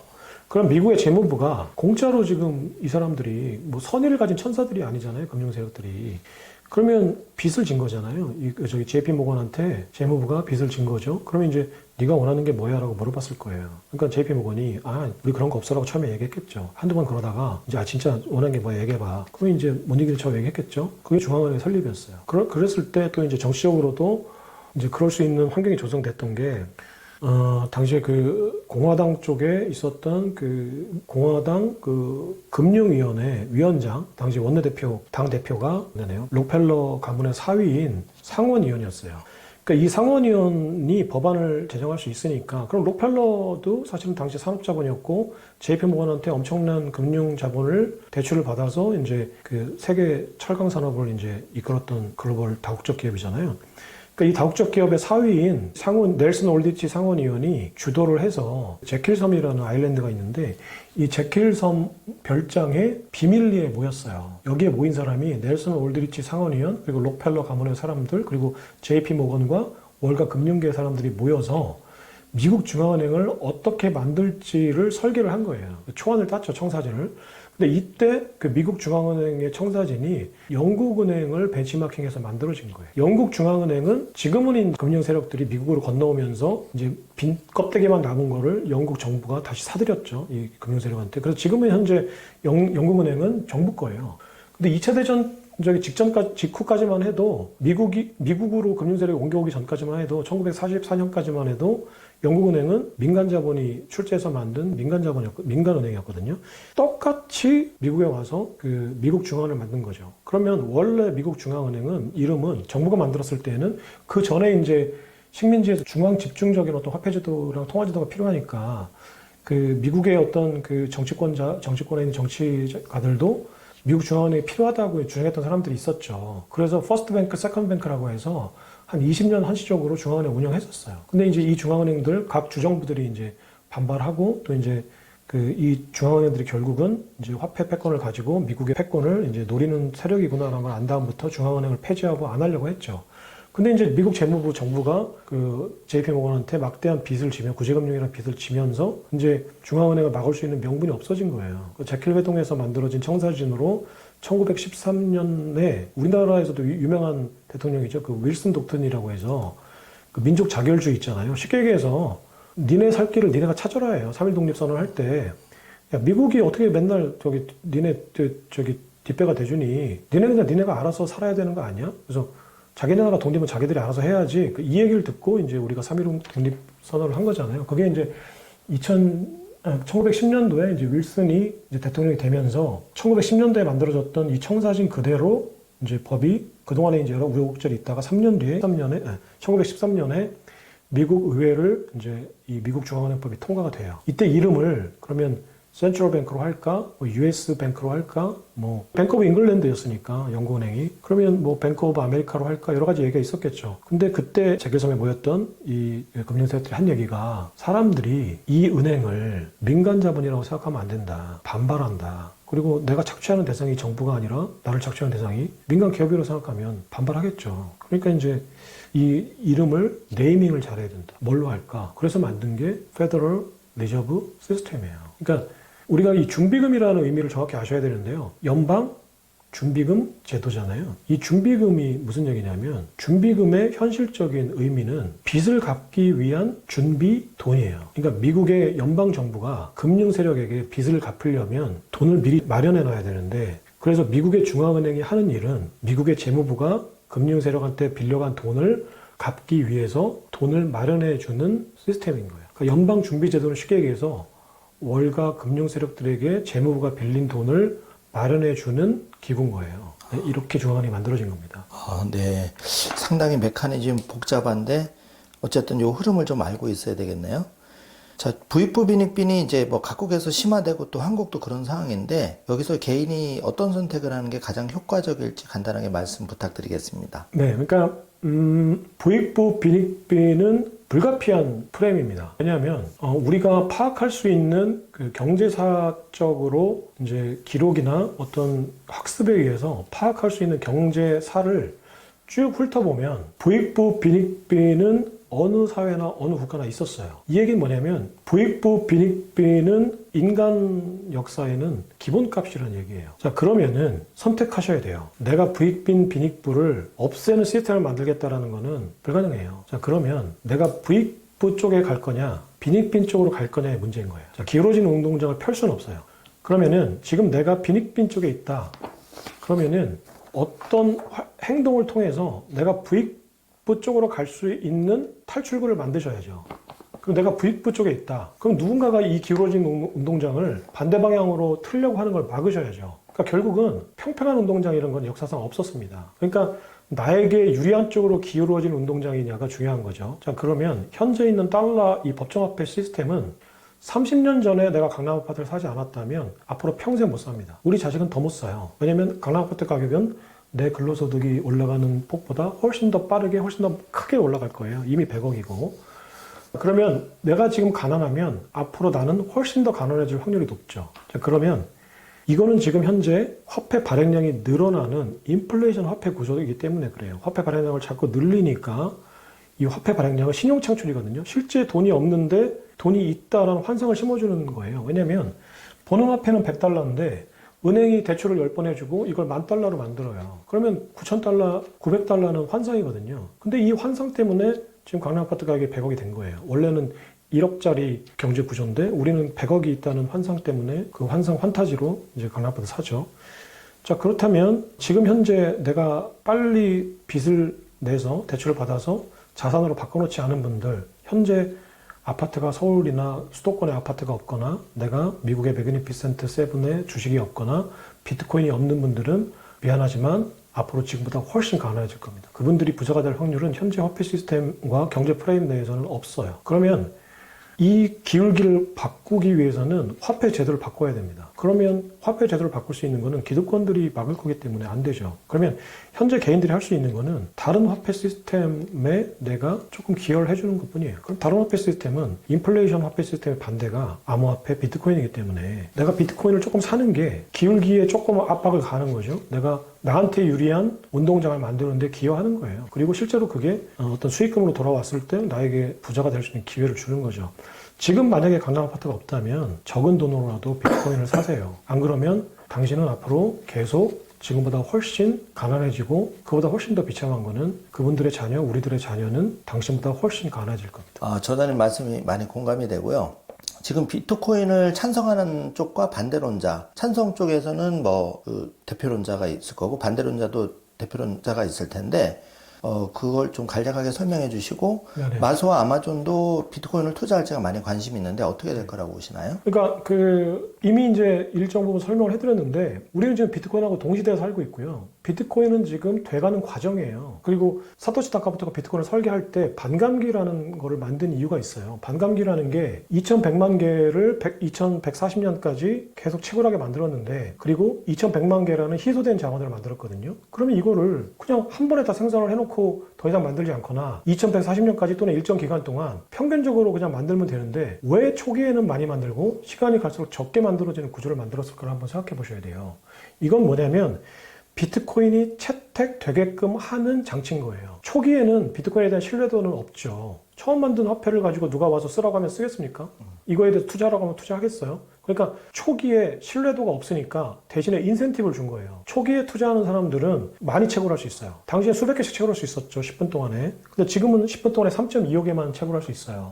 그러면 초기에는 하이리스크 하이리턴이었던 거예요. 내가 초기에 먼저 알거나 또는 믿지는 않지만 수익률이 높으니까 투자한 사람들은 보상이 컸죠. 그리고 이 신뢰도들이 시간이 쌓이면서 쌓였을 때 마지막으로 들어오는 세력들, 기존의 기득권 세력들이 들어올 때쯤 되면은 그 세력들은 훨씬 더 많은 돈을 지불하고 훨씬 더 적은 보유를 하게끔 설계를 해놓은 거예요. 그러니까 초창기의 개인들은 리스크는 크지만 보상이 크게, 마지막에 들어오는 기관과 국가들은 리스크는 적지만 보상이 거의 없는, 그렇지만 신뢰도에는 큰 기여를 하게끔 설계를 해놓은 거예요. 그러니까 이 설계를 가만히 보면 이 설계가 되게끔 하는 과정에 우리가 그 중간에 참여하고 있는 거예요. 행동자로서. 판단자가 아니라. 우리는 지금 현재 비트코인이 어떻게 될지 판단할 수 없어요. 왜냐면 양자역학하고 반대예요. 양자역학은 관찰하는 순간 관찰 대상이 정해지잖아요, 위치가. 하지만 비트코인은 우리가 판단하는 순간 비트코인이 변해요. 그렇잖아요. 나는 비트코인을 지지한다라는 판단을 하는 순간 비트코인의 신뢰도는 커지고, 내가 비트코인은 싫어라고 하는 순간 비트코인의 신뢰도는 떨어져요. 그럼 내가 관찰하고 판단하는 순간 비트코인이 변해요. 그럼 내 판단이 정확한가요? 내 판단은 어떤 판단을 내려도 부정확해요. 그럼 우리는 비트코인을 판단하는 게 아니라 바라는 거죠. 비트코인이 화폐가 되길 바라는 거고, 비트코인이 화폐가 되지 않기를 바라는 거고, 비트코인이 뭔지를 모르고 무관심한 거죠. 그러니까 행동을 하는 행동자들이지 판단자는 절대 될 수 없어요. 그러면 지금 현재 비트코인이 뭐라고 판단한 사람들, 사실은 그 사람들은 비트코인을 판단한 게 아니라 비트코인이 어떻게 되기를 바라는 거예요. 그럼 비트코인이 화폐가 될 수 있다고 판단했다는 사람들은 비트코인을 판단한 게 아니라 비트코인이 화폐가 되기를 바라는 거고요. 비트코인이 화폐가 아니라고 판단한 사람들은 판단한 게 아니라 비트코인이 어떻게 되길 바란 거예요. 자기의 희망사항들을 쏟아낸 거예요.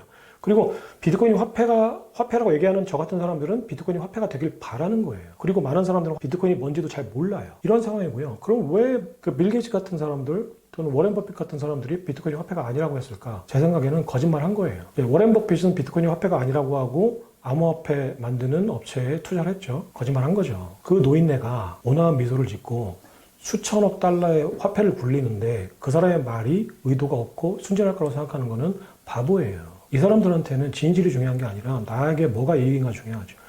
빌 게이츠는 도대체 왜 화폐가 아니라고 얘기했는지 모르겠어요. 펀지 사기라고. 이 사람은 암호화폐나 블록체인에 대해서 이해도가 굉장히 높은 사람일 텐데, 한 가지 예측이 되는 것 중에 하나는, 이거는 근데 거짓말이니까, 만약에 빌 게이츠가 이거 보고 나한테 반박할 거면은 레터를 주세요. 내가 다시 재반박을 하든 사과를 하든지 할게요. 빌 게이츠는 제가 생각할 때는 놓친 거예요, 투자 시기를. 굳이 자기가 그에 투자할 필요도 없었고, 돈도 많고, 자기가 가진 그 96%의 재산에 기부하겠다고 했잖아요. 더 이상 돈도 필요 없고 투자가 필요 없는 사람이에요. 그러니까 비트코인이 뭔지도 이해할 필요도 없고, 이해해도 투자 안 해도 되는 사람이에요. 이 사람이 와서 지금 비트코인이 돈이다 아니다, 그게 뭐가 그렇게 중요해요, 그 사람이 한 얘기가. 스스로 공부해서 판단하세요. 그러니까 빌 게이츠가 그 마이크로소프트를 참고해서 만든 천재긴 하지만 그 사람이 세상 모든 일을 다 알지는 않아요. 그냥 공부를 좀 잘한 모범생인데 시대를 잘 만나고 그 흐름을 잘 타서, 물론 굉장히 중요한 그 인재이기도 하고 천재죠. 근데 운이 상당히 좋았던 머리 좋은 그냥 광학도에 불과해요. 근데 그 사람 말이 뭐 이렇게 중요한지 모르겠어요. 그러니까 빌 게이츠가 화폐가 아니라고 한 거는 자기의 바람인지 판단인지 의도가 있는 건지 모르겠어요. 근데 그건 별로 그렇게 중요하지 않은 것 같아요. 또 누가 또 뭐라고 했나요? 제이미 다이먼. 네. 제이미 다이먼은 당연히 반대하죠. 그 한국은행 출신보다 훨씬 더 반대하죠. 왜냐면은 달러 패권의 아이콘이에요. 그러니까 자기는 뒤에서 JPM, JP 머니 그 토큰을 발행했잖아요. 그리고 금하고 은을 엄청나게 사들였어요. 그러니까 제이미 다이먼은 그 금융 세력의 적자는 아니에요. 고용자지, 피고용자지. 하지만 엄청난 연봉을 받고 자기 역할을 해야 되는 사람이죠. 그럼 제이미 다이먼은 달러 패권을 가지고 발행권으로 신용대출을 해서 그 대출권으로 먹고 살았던 사람이거든요. 그 예전에는 물론 그 파생 상품과 이제 대출을 먹고 살았지만 이제 금융위 이후에는 그게 좀 많이 줄었죠. 지금 블랙록으로 넘어갔는데, 블랙록의 레리 핑크보다 아직까지 제이미 다이먼의 목소리가 훨씬 더 강력하죠. 이 사람은 나와서 자기가 어떤 생각을 하든지, 이 사람이 할 멘트는 정해져 있어요. 금융권을 대변하는 사람이. 비트코인은 펀지 사기다. 이 사람 죽을 때까지 그 얘기 할 거예요. 비트코인이 기축통화가 되고 트럼프가 준비 자산으로 직접 사들인 그때에도 제이미 다이먼 나와서 비트코인은 사기다라고 해야 되는 사람이에요. 만약에 그 사람이 비트코인이 준비 자산이 될 수 있다라고 하면 그 사람은 지금 자기의 배임을 하는 거예요. 그럼 결론은 취사 선택을 저희가 잘해야 되겠네요. 본인이 판단하세요. 그러니까 공부하셔야 돼요. 근데 그 사람들의 말이 진실이 아니라 자기의 입장을 얘기하고 있다는 생각을 하셔야 돼요. 그러니까 제이미 다이먼하고 빌 게이츠하고 워렌 버핏은 자기들의 이익에 맞는 프레임을 얘기하는 거지 진실을 얘기하는 게 아니에요. 그리고 투자 시장에서 진실이 뭔지는 중요하지도 않고 없어요. 나한테 뭐가 이득이냐죠. 그렇다면 가장 중요한 거는 이 비트코인이 지금 어떤 현상을 만들어가고 있는가. 그럼 그 현상을 우리가 어떻게 해석할 건가? 이게 되게 중요해요. 근데 그 전 세계 패권 국가인 미국이 준비금으로 비축하겠다고 얘기한 마당에 비트코인이 뭐다 아니다 이렇게 떠드는 것 자체가 별로 의미가 없다고 생각해요, 앞으로는. 저는 그 비트코인의 시대를 쓴 우리 저자님의 책 정도는 최소한으로 그냥 읽어보면 굉장히 견문을 넓힐 수 있겠다 이렇게 개인적으로 생각을 했는데, 그래서 그 출판사에서 또 이벤트를 한다고 하니까 우리 저자님 방송 보시고 조금 좋은 댓글 많이 달아주시고 해주시면 저희가 또 출판사하고 협의해서 책도 좀 보내드리도록 노력하겠습니다. 저자님께서는 이제 경제신문 기자로 오랫동안 하셨는데 이렇게 해박하게 비트코인 등 그 거시경제의 흐름을 이해하시는 이제 이런 공부법이 따로 있으신지 좀 궁금하고, 혹시 이제 개인적인 투자 실패, 뭐 성공 조금 말씀해 주신지와 또 지금 사업을 하고 있다고 들었는데 그것도 간략하게 말씀해 주시면 감사하겠습니다. 네. 그러니까 뭐 특별한 비법이나 이런 건 없는 것 같고요. 그러니까 제가 꼭 투자 공부가 아니라 이제 경제적인 어떤 자유를 얻기 위해서 지속적으로 공부를 해나가는 과정에서 이제 최근에 궁극적으로 이제 가장 깊이 공부를 하고 싶은 게 이제 생겼어요. 그리고 그게 가장 중요하다는 확신을 갖게 됐어요. 그게 뭐냐면 인간이 뭔지를 파악하는 거예요. 그러니까 인간이라는 존재가 어떤 상황에 어떤 판단을 하는 존재인지, 어떤 판단을 할 수밖에 없는 동물인지를 공부하는 게, 왜냐면 결국은 내가 투자하는 대상들은 다 어떤 사람이 만들어가는 자산이잖아요. 대상이고. 그럼 그거를 만드는 사람들이 어떤 생각을 가지고 어떤 판단을 하는 존재인지를 기본적으로 판단을 하는 게 투자에 도움이 되는 거예요. 조금 어렵게 얘기하면은 결국 인간이라는 존재가 어떤 생각을 하는 존재인지를 파악한다는 얘기는 철학을 한다는 얘기거든요. 그러니까 우리가 어렸을 때부터 계속 그 철학이라는 것에 대한 거부감이 있잖아요. 우리는 그 영어라는 게 소통을 위한 도구가 아니라 내가 공부를 얼만큼 잘하는가에 대한 척도니까 영어를 잘한다 못한다가 두려운 거죠. 뭐 지금 이제 MZ들은 그런 게 없는 것 같은데 우리 세대만 해도 엘리베이터에서 미국 사람 만나면 분명히 한국인데도 그 미국 사람보다 한국 사람이 더 긴장해요. 제가 영어로 뭘 물어보지 않을까? 내가 영어를 못하면 내가 말을 못하는 게 아니라 공부를 못하는 사람이니까 그랬던 거예요. 근데 철학도 마찬가지였던 것 같아요. 철학이라는 게 우리는 그냥 책 속에 있는 뭔가 그럴듯한 어떤 사상가들이 얘기해놓은 굉장히 졸리고 재미없는 어떤 지식들 같으니까 싫었던 거죠. 근데 그게 한번 게임이라고 생각하시면, 예를 들어 샘 올트먼이, 그리고 빌 게이츠가, 그리고 테슬라 CEO인 그 일론 머스크가, 그리고 트럼프가 지금 이런 도전이 지금 생겼어요. 예를 들어서 지금 시진핑하고 어떤 협상을 하는데 트럼프가 저 상황에서 어떤 판단을 하는 인물이냐, 또 시진핑은 저 상황에서 어떤 판단을 하는 존재냐라는 걸 판단하지 않으면 지금 현재 거시경제나 이 지정학적인 어떤 변수를 우리가 해석할 수 없어요. 예측할 수 없어요. 근데 그렇다면 이걸 게임이라고 생각 한번 해보세요. 우리가 야구 게임을 볼 때, 뭐 저는 야구를 잘 보지는 않지만, 뭐 만약에 두 게임이 싸운다면 저 투수가 지금 어떤 볼을 던지려는 판단을 할까를 보는 재미로 야구를 본다고 하더라고요. 근데 그렇다면 지금 현재 거시경제 지정학적인 어떤 그 룰 메이커들이 지금 저 상황에서 쟤는 어떤 판단을 할까를 예측해보고 그게 적중하는지 안 하는지를 이제 지켜보고, 적중하면 왜 적중했을까? 만약에 적중하지 못했다면 어디에서 실패했을까를 한번 고민해 보시고 다시 그걸 공부해 보시면 트럼프가 어떤 판단을 할까? 일론 머스크가 어떤 판단을 할까? 왜 저런 판단을 한다고 나는 어떤 근거로 그렇게 기준을 세웠을까를 자꾸 정리를 해보시면 공부를 하게 되는데, 이 공부를 하게 되면서 계속 도전을 받아요. 내가 이렇게 판단했는데 틀리고, 그러면 이 판단을 또 다음에 옳게 하게끔 하려면 어떤 걸 공부해야지? 경제를 공부해야 되나? 그러면 재무제표 공부해야 되나? 그리고 거시경제를 공부해야 되나? 뭐 맹크의 경제학 원론을 봐야 되나? 뭐 계속 하겠죠. 프리드먼의 또 무슨 화폐 통화량 뭐 이런 걸 봐야 되나? 보다가 계속 틀려요. 어떤 학습을 하더라도 계속 틀립니다. 그러다 궁극적으로 그러면 공부하다가 마지막에 가서 그러면 내가 이걸 찾아본 순간 이 판단이 틀리는 확률이 옛날보다 줄었는데 라고 판단하게 되는 그 계기는 결국은 그 플레이어들이 어떤 판단을 하고 어떤 생각의 토대를 갖고 있는지를 예측했을 때 가장 적중률이 높았어요. 이게 철학이라고, 만약에 그게 어렵다면 그냥 그 인간 공부 아니면 심리 뭐 이렇게 생각하셔도 돼요. 그러니까 역사. 네.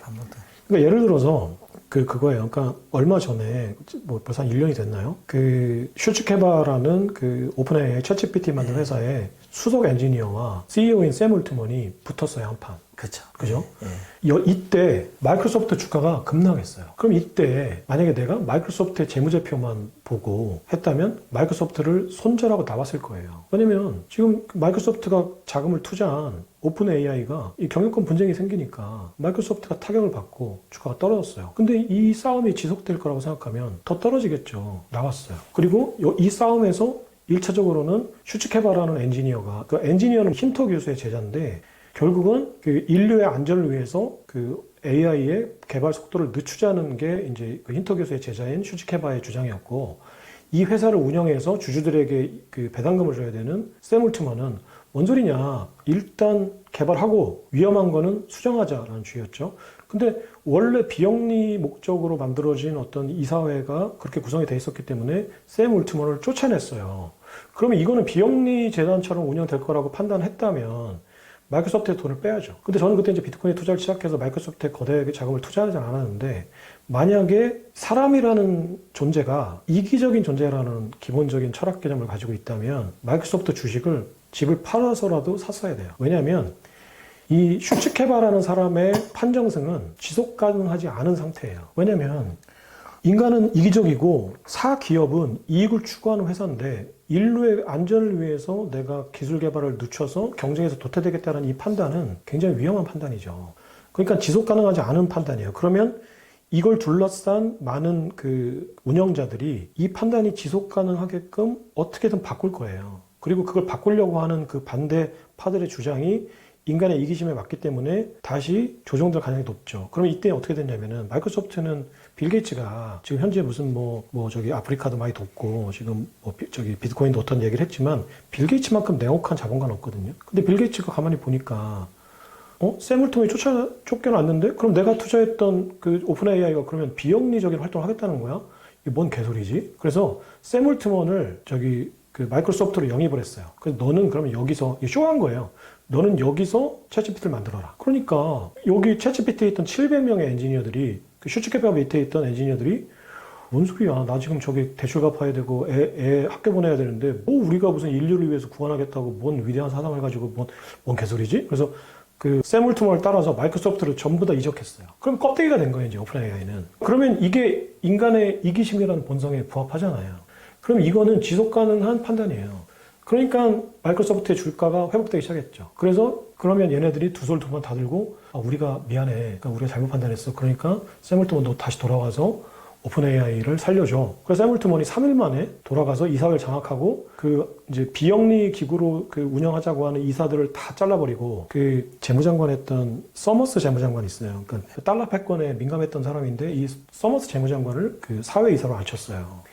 이게 그 단지 재무제표를 보고 또 그 당시 어떤 그 결정들만 봤다면 마이크로소프트에 투자를 못했을 거예요. 누군가는. 그때 누군가는 마이크로소프트의 어떤 저점 매수 구간으로 들어갔겠죠. 그 사람 왜 들어갔을까? 이게 결국은 그 인간이라는 거는 그렇게 이타적인 판단을 하지 않는다. 그러니까 여기서 나온 개념이 있는데 인간이 만들어내는 모든 이타적인 결정은 장기적으로 보면 그게 이기적인 결정에 도움이 되기 때문이에요. 그래서 이제 효율적인 이타심이라고 하거든요. 모든 인간의 결정은 이기심이에요. 근데 이게 이타심으로 표현되거나 포장되거나 할 뿐이에요. 그러면은 결국은 이기심을 위한 그 민간 기업의 이익을 위한 나의 이익을 위한 나의 인센티브를 위한 나의 연봉 협상을 위한 방향으로 이 오픈 AI가 갈 수밖에 없다는 판단을 해야죠. 그럼 저점 매수 기여했던 거죠. 그런 의미에서 지금 머스크 XAI와 그 오픈 AI의 소송이나 이런 거를 저자님 말씀대로 좀 주의 깊게 관찰하면서 최종 승자가 또 어떻게 될지를 지켜보면서 나의 소중한 자금을 어떻게 할지도 판단하는 걸로 하면 좋을 것 같습니다. 자, 마지막으로 이제 저자님이 그 비트코인의 시대의 책 그 간단한 소개 부탁드리고 또 신간을 준비 중이라고 하는데 그 부분 그리고 지금 쓰신 부분이 이제 다 화폐 코인과 관련된 건데 어떤 연결고리가 있는지 간략하게 부탁드리겠습니다. 제가 쓴 책 얘기를 좀 하는 게 좀 쑥스럽긴 한데 저도 이기적이기 때문에 제 책을 광고를 해야겠죠. 그러니까 제가 쓴 책이 2005년도에 출간된 월저 바보, 그러니까 월 스트리트 저널 바로 보기라는 책이 있고요. 화폐 전쟁에 관한 책이고요. 그래서 이때 이제 그 책을 처음 써놓고 좀 부족한 면이 많다고 스스로 느껴서 화폐 전쟁에 관한 연작들을 제가 이제 기자 활동을 하고 이제 공부를 하면서 이제 한 30년을 이제 나눠서 이제 상중하 정도를 쓰면 화폐 전쟁에 관련된 어떤 내용들을 좀 망라할 수 있겠다라는 이제 생각을 했었어요. 2005년에. 2005년에 처음으로 이제 책이 나왔을 때, 그때 이제 송영빈의 화폐전쟁이 10월 달에 나왔고, 제 책이 2월 달에 나왔었어요. 그래 놓고 이제 화폐전쟁에 대해서 화폐 시스템이 패권을 결정한다고 생각했기 때문에, 그러면 그 지정학적인 어떤 패권이 이 화폐로 인해서 어떻게 결정이 되고 어떻게 변동이 되는가가 굉장히 재밌고 관심이 많았고, 그 자체를 공부하는 게 내 재테크에 도움이 될 거라고 생각했거든요. 그러다가 이제 그 시간이 지나고 나서 비트코인이라는 게 이제 2009년에 나오고, 이제 그 무렵부터 이제 비트코인을 취재할 수 있는 기회들이 있었는데, 취재를 하면서 투자할 수 있는 기회들이 있었는데, 그러니까 기존에 알고 있던 그 어설픈 지식들이 비트코인에 투자하는데 오히려 걸림돌이 됐던 거예요. 차라리 아무것도 모르는 백지 상태였다면 비트코인이 올라가니까 뭐 속눈썹 치고 사보자 뭐 이렇게 생각했을 텐데, 나름대로 그래도 경제 기자인데 비트코인이 뭔지 이해를 좀 해보고 싶다. 그래서 신문도 찾아보고 뭐 관련된 논문도 찾아보고 했는데 화폐가 아닌 거라고 생각했죠. 왜냐면 화폐가 뭐라는 거에 대한 프레임이 박혀 있는 거예요. 그러니까 뭐 교환의 수단, 가치 저장의 수단, 척도의 수단 해가지고 뭐 있는 거죠, 프레임이. 근데 거기에 비춰보니까 화폐가 아닌 거죠, 당시만 해도. 판단을 한 거죠. 판단할 수 없는 사람이 판단을 한 거죠. 그러니까 이제 투자 기회를 놓쳤던 거예요. 그러면서 이제 비트코인과 화폐 전쟁과 연결지어 보지는 않았지만 계속 관심도 계속 가지고 있다가 2022년 불장 때, 아, 이거는 내가 알든 모르든 뭔가 이 시장에 뭔가 있는 것 같다. 8천만 원까지 갈 정도면. 한번 올라갔다가 이제 중국이, 물론 이제 반감기 사이클도 있었고, 중국이 비트코인을 금지시키면서 이제 급락했죠, 2천만 원까지. 그때 이제, 아, 이게 저점 매수 기회인 것 같다는 생각을 했어요. 그래서 이제 공부를 시작하자 그래서 공부를 하면서 보니까 이게 결국은 화폐 시스템 간의 패권 경쟁이었던 거예요.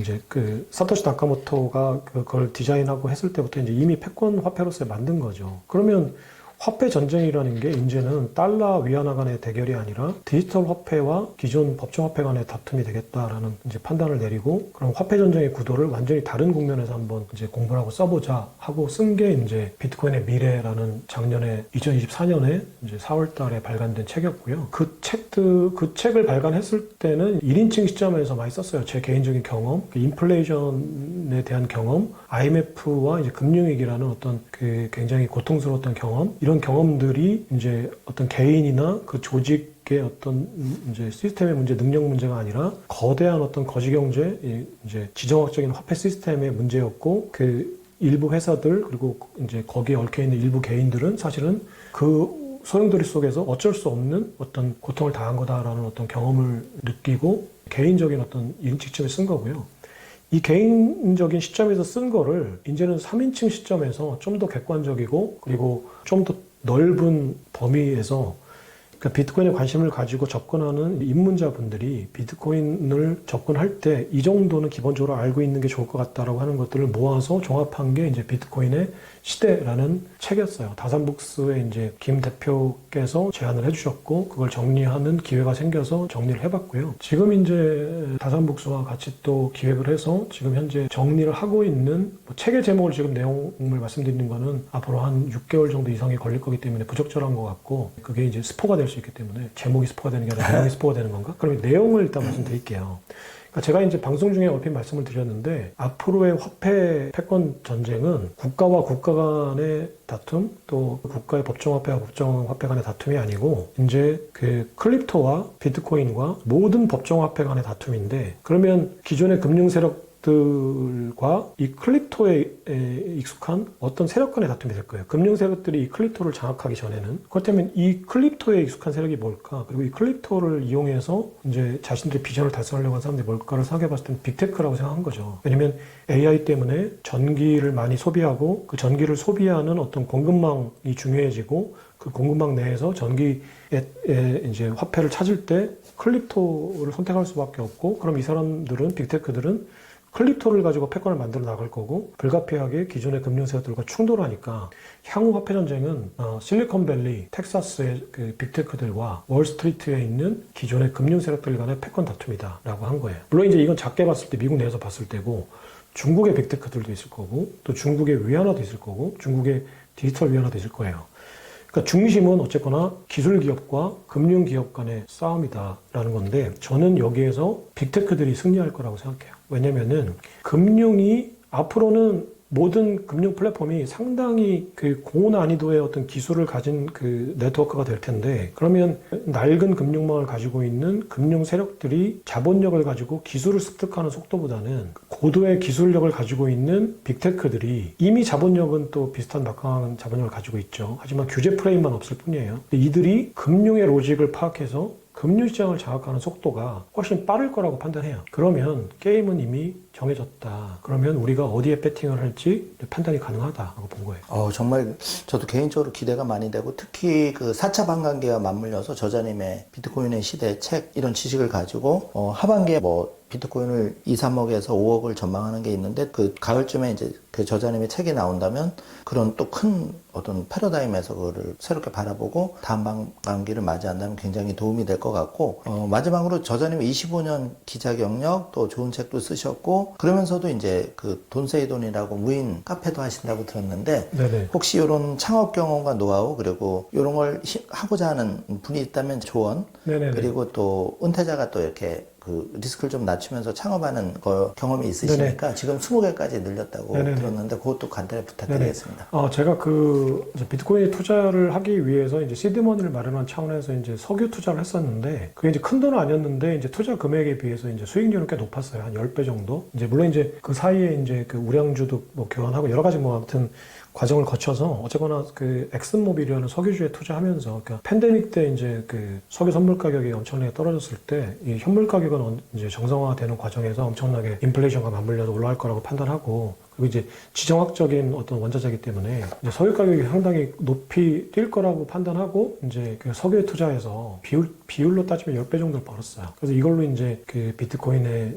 이제 궁극적으로 투자해서 이제 경쟁의 자유를 얻자라고 판단했던 때 무렵에 우연찮게 이제 그 무인 카페, 그 팬데믹 때 이제 무인 카페들이 좀 붐을 형성하고 있을 때 무인 카페에 투자할 수 있는 기회가 생겨서 무인 카페의 프랜차이즈 사업을 시작해서 지금까지 이제 끌어오고 있어요. 그래서 돈세이돈이라는 브랜드의 무인 카페를 운영하고 있습니다. 그러니까 뭐 창업이나 또는 이제 컨설팅까지 하고 있으니까, 돈세이돈의 가맹점주로 창업을 하고 싶으신 분, 또는 개인 카페, 개인 무인 카페를 열고 싶은 분들은 혹시 뭐 링크가 달리면 연락을 주시면 그 창업에 적극적인 도움을 드릴게요. 무인 카페의 가장 큰 장점은, 사실 제가 뭐 그걸 뭐 생각하고 무인 카페 사업을 한 건 아닌데, 일단 저자본으로 일정 수준의 어떤 기대 수익이 가능하다. 그러니까 5천만 원에서 1억 정도를 투자하면 오피스텔에 투자한 것보다는 높은 수익률로 정기적인 캐시플로우를 만들 수 있다는 게 가장 큰 장점이고, 두 번째, 석유 투자에서 이제 수익을 거둔 돈으로 비트코인에 투자해서 이제 경제적 자유를 얻겠다는 장기 어떤 계획을 짜고 있을 때 우연치 않게 이제 그 무인 카페 창업을 할 수 있는 기회가 있어서 무인 카페 창업을 해보고, 이제 급기야는 이제 돈세이돈이라는 무인 카페 브랜드를 직접 만들어서 지금은 이제 프랜차이즈 본부 사업을 하고 있어요. 그러니까 이 무인 카페의 가장 큰 장점이라고 하면 일단은 저자본으로 정기적인 캐시플로우를 현금으로 만들 수 있다는 거죠. 그러니까 사실은 돈만 생각한다면 저는 무인 카페 창업보다 그냥 비트코인에 투자하라고 권유하고 싶어요. 하지만 비트코인에 투자한 거는 적어도 4년 이상의 어떤 장기 투자이기 때문에 그 사이에 내가 어떤 현금 흐름을 지속적으로 만들어야 될 필요가 있다고 판단하시면 돈세이돈에 연락하세요. 그러면 저자본으로 예쁘고 아담하고 또 소자본으로 정기적인 수익을 거둘 수 있는 방법을, 돈세이돈이라는 브랜드의 가맹점 창업도 좋고 컨설팅까지 하고 있으니까 그냥 내 이름으로 무인 카페를 창업하고 싶으신 분도 연락 주시면 적극적으로 컨설팅을 해드리겠습니다. 그러니까 5천만 원에서 1억 정도를 투자해서 월 100만 원에서 300만 원 정도의 수익을 거두고 싶다라고 생각하시면 전화하시고요. 그러면 기계 설치, 인테리어, 그리고 컨설팅, 그리고 입지 선정, 여기까지 모든 것들을 컨설팅을 해드립니다. 그리고 저희 브랜드로 창업하시는 분들께는 무료로 모든 걸 해드립니다. 네, 저자님의 그 창업과 관련한 이제 컨설팅은 사명경제독립TV와는 관계없이 이 방송을 보시고 은퇴 후라든지 관심 있는 분들은 연락 주시면 좋을 것 같고, 어쨌든 이제 현금 채굴을 통해서 우리가 뭐 비트코인에 투자한다든지 그 거대한 시대의 흐름을 앞서가는 테슬라나 팔란티어 이런 걸 우리가 선택할 때 제일 중요한 건 현금 채굴이니까, 다양한 방법으로 그 저자님의 노하우와 어떤 그 창업 스킬 이런 거를 상담받아도 개인적으로는 괜찮다고 생각이 되는데, 오늘 장시간 좋은 말씀 많이 해주셔서 굉장히 큰 인사이트 인사이트를 얻었고요. 저희는 뭐 작은 채널이지만 이제 그 조 로건이 그 트럼프 대통령 선거 때 3시간 뭐 4시간 인터뷰하고 그런 게 선거 유권자한테 올바른 결정을 내렸던 게 되게 저는 개인적으로 감명이 깊어서 우리 저자님 그 비트코인 책이 너무 좋은 거예요. 그래가지고 오늘 장시간 모시고 말씀을 드렸는데 너무 좋았던 것 같습니다. 감사합니다. 네네. 방송 출연 준비하면서 공부를 많이 하게 돼서 예. 언제든지 방송 출연은 뭐 예. 좋습니다. 고맙습니다, 저자님. 네네, 감사합니다. 네, 감사합니다.